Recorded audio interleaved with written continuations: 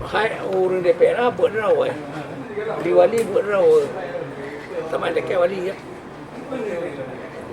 Oh masalah diklek kamu lu yang pray itu dah mukul no way hai jadi kalau begitu tapi dah lupa dah tim tapi pun di Jakarta yang melawan Cik Lamti apa pengen beli MOU kan? hai kamu diklek merupakan Doanya mana Acehnya Kapadung tu kan kali ini janganlah.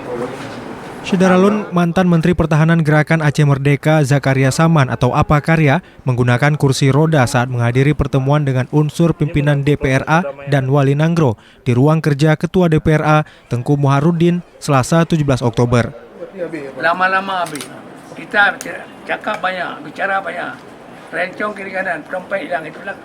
Itu yang penting harus hormati lah. Kedatangan Apakarya ke DPRA memenuhi undangan Ketua DPRA Tengku Muharudin untuk membahas polemik UU PA bersama Wali Nanggro dan unsur pimpinan DPRA. Kita komit ya terkait dengan gugatan UU PA itu sendiri.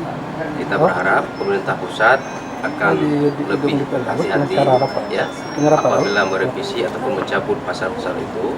Artinya sesuai dengan pasal 269 ya. Itu harus dikonsultasikan dan mendapat pertimbangan DPR Aceh. Artinya bukan pada substansinya, sekali lagi bukan pada substansinya, tapi prosesnya yang kita kritisi. Ya, ini yang kita lakukan supaya ke depan tidak lagi terjadi penyebutan pasal-pasal lainnya yang ada di UU. Apa ada baju tiga meng Leo? Nali. Terlihat tidak seperti biasa, ex-tokoh GAM ini harus dibopong menggunakan kursi roda saat menaikkan tangga menuju ruang pertemuan di ruang kerja Ketua DPRA Tengku Muharudin. Hal tersebut karena Apakarya sedang menderita sakit asam urat di kaki kanannya yang kondisinya mulai membengkak.